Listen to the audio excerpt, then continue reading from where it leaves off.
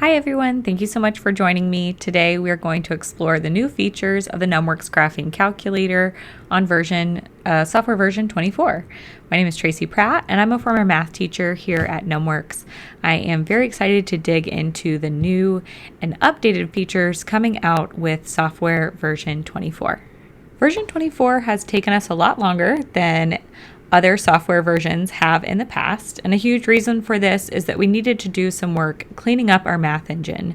We've added a lot to the calculator over the last 23 software updates and plan to continue to add new things. In order to add new things, we needed to clean up our math engine. This was a very labor-intensive work, but completely necessary for the long-term goals of the calculator. A lot of this cleaning is background work and not very noticeable, but we did manage to add a few new features to your calculator you can benefit from. We've started the work on displaying open circles for piecewise functions and inequalities. We've added intersection points for inequalities. We've added 3 more data tables for the statistics and regression, and a few more. Let's get started in the Grapher app to see some of our new features in action. To begin, we're going to navigate into the Grapher application. We'll first take a look at what types of expressions we can graph that support our new open circles. Let's add a piecewise function using a template.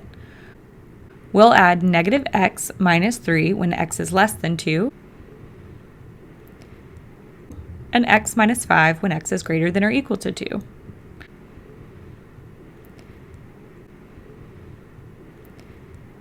Now when you graph your piecewise functions, you can see the end values have one open circle and one closed circle. Endpoints of piecewise functions will now communicate which point is part of the graph and which is not. Now that we have the ability to have open circles on the graph, we wanted to bring them to other expressions as well. For example, let's take a look at a floor function. I'll navigate back to the expressions, delete the piecewise function, and use the toolbox to access my decimal number section to grab the floor operation. Taking a look at the graph of our floor function, you can see that we've added closed and open circle to the endpoints of this as well. We have one more type of expression that currently supports our new open circles, and that's inequalities. Let's graph y is greater than x squared minus 5x plus 4. Before software 24, the interest points on dashed lines were closed circles. But we felt that open circles better communicated that these values were not part of the solution set for inequalities, so we made them open circles. This isn't the only thing we did for inequalities. We also made intersections on inequalities points of interest. Let's add a second inequality that is y is greater than or equal to 2x plus 1. Back on the graph, we can see the points of intersection between the two inequalities. You can use your arrows to navigate and snap to these. You can also use your OK button or toolbox key to quickly open your Calculate menu and find the points of intersection as well. This will allow you to use your left and right arrows to toggle back and forth between the points of intersection. The next new update will work for the Grapher, Sequence, and Regression application. Since I'm already in the Grapher application, let's see how it works here. I'm going to back out of the intersection, and you'll notice down at the bottom, my x-axis counts by orders of 1, 2, 3, 4, and so on. The scale of the axes is set according to the zoom, and historically, you have not been able to change the values that appear. We've now updated the axes menu so you can change this. In your axes menu, under values of x or values of y, you will see a step field. For this example, let's make our x-axis have a step of 2. Confirm your values of x and confirm your axes. Now you can see that your x-axis is counting by 2s. This also works for increments of pi if you're looking at trig functions. Back in the axes menu, I can change the values of x to have a step size of pi over 2. Confirming this edit and my axes, You can see that the x-axis now counts by half pi, pi, 3/2 pi, and 2 pi, and so on. Again, this will work in the grapher, regression, and sequence application. Moving to our last update that can be seen in the grapher application is x and y values for polar functions. Let's turn our auto back on for the graph window and remove our inequalities. Let's add the polar expression for cosine of 3 theta, using the x and t key to toggle to theta and plot the graph. Here you can see the graph of the polar curve, and the banner down below contains the theta and r value of the tracer. If you ever want the x and y values of the tracer, simply press OK or the toolbox to access the Calculate menu. This will give you the theta, r, and x value of your current position on the curve.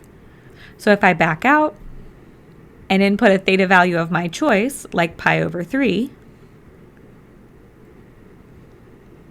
I can see the theta and the r value in the bottom banner and press OK to see theta, r, x, and y. For our next update, let's go into the statistics and regression application. In the stats application, let's navigate to the right. We've increased our number of data inputs. You can now input up to 6 data tables in both statistics and regression. Let's take a look at what this looks like in a Save Simulator session. Here in this save session, in my statistics, I've already inputted up to 6 data tables in the statistics application. For the graph, let's take a look at our 6 parallel box plots.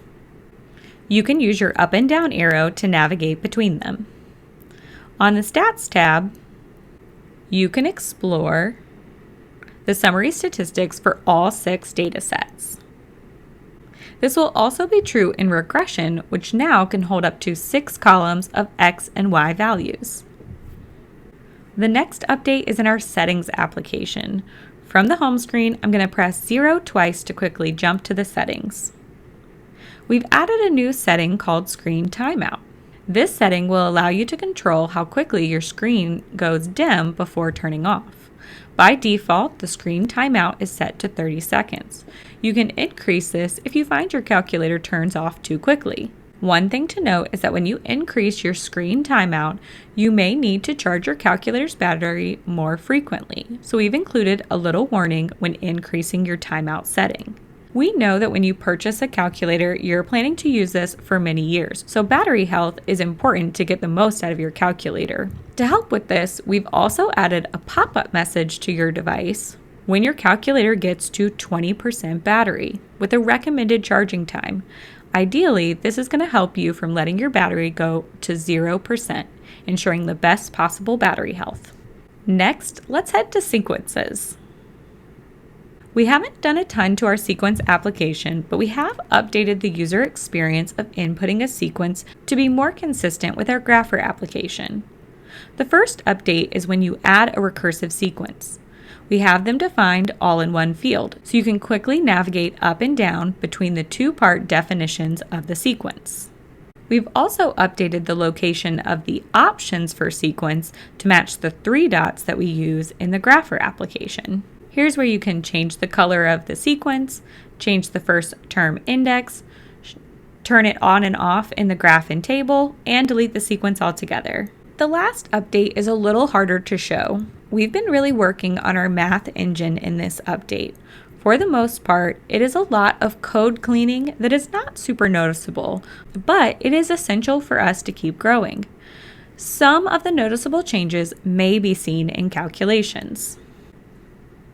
We use this opportunity to improve the way our logs are calculated. For example, if I compute log base 8 of 2, we now return the exact value of 1/3, where historically we were only able to return an approximate value for this.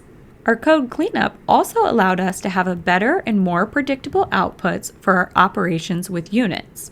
For example, if I multiply 2 inches, and I'll use my toolbox to grab my inches, times 2 inches, times 2 inches, We can now return 8 inches cubed, where previously we only had liquid volumes as outputs and would have reported the solution in fluid ounces. This is also great news for our science teachers who use a lot of metric units often. We've made it so that if your input values are in metric, your output is in metric.